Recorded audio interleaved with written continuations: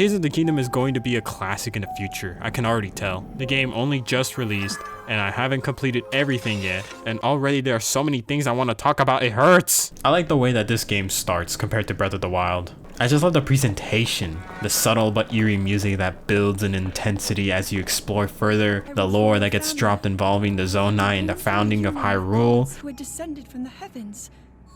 Wait, what? The encounter with Ganondorf. Against my power, cannot save you from me. And finally dropping into a large set of sky islands as you see the title drop. The title drop.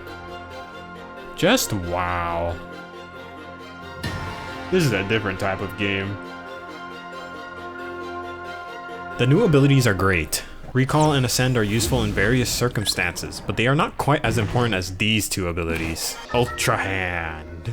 I won't lie, I kind of slept on this ability a bit. I thought it was cool that we had the ability to make stuff from nearby materials, but I wasn't really excited about it because in my mind, I thought I wasn't going to use it as much. Turns out, I was wrong. I use it quite a lot. The game expects you to use this ability often. Many of the puzzles are solved using the creations you make with Ultra Hand. There are many Zonai devices with special properties that you can create contraptions that help you get around the world. And even if you're not using Ultra Hand to build stuff, it's just useful to pick up things and rearrange objects. What the? It's fun, it allows for creativity, and it gets on my nerves half the time. Yeah. Fuse. Yes. Oh my god. Yo, you can... Actually, I'm curious. What would a shield rock do? I love this ability so much. Fuse is perfect. It has made fighting the enemies worth it because the materials they drop can be used to strengthen your weapons. It's made me actually go out of my way to fight some of these bosses just to see the kind of fuse material they can drop. And it's just plain fun to experiment with different combinations to see the effects that they may have. It's just another cog to the core gameplay loop that makes this game so addicting. Rock Shield. Dropping into Hyrule and looking around the landscape for the first time, everything seems so different and yet so familiar. It's actually messing with my sense of direction. I have no idea how to explain it other than I feel like I am looking south when I face the castle instead of north like the game says. I don't know, I need help. I blame the sun. We should blow up the sun. It's definitely the same map, but there's been a surprising number of changes and new content added to make it feel completely different than Breath of the Wild. There are all these new cave openings. What the? There are the new enemies like the the constructs.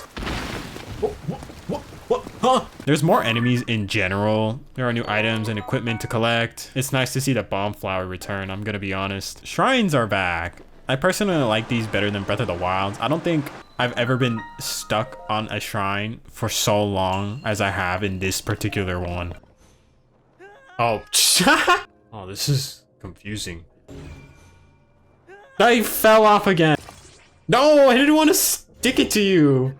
I hate this shrine. Some of them are stinkers. They just act as tutorials for the game's mechanics. But for the most part, they're all varied and unique, with some actually providing a challenge. And Korok seeds are back. This is optimal, right? It's fine.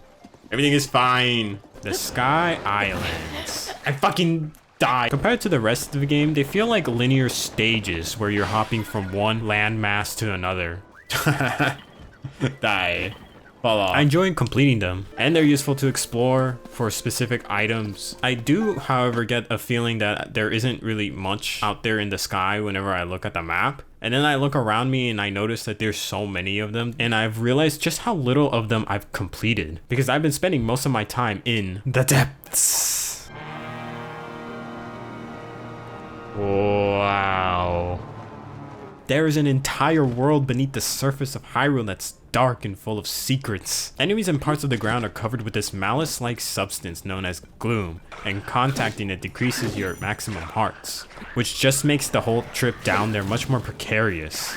And many of the items needed to make traversal down there much easier can only be found up in the surface or in the sky. It's like a loop. You're going to be traveling through all 3 sections of the world. I've barely scratched the surface of this area, and already I've found things there that just left me surprised. Since this is the same Hyrule as Breath of the Wild, you will inevitably find familiar characters like Impa, Purah, and Robbie, all of which are dealing with the consequences of the upheaval.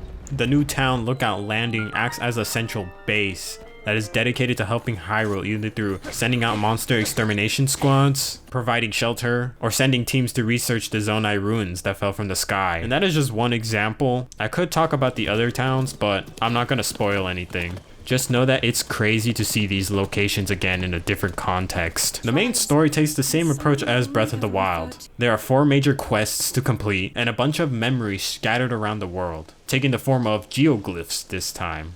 I'm engaged with it, but I have no solid opinion on it so far. I think what interests me the most are the bits of lore about the world, especially because some of it plays into the main quest. And also because it's just interesting. Do I really have to explain?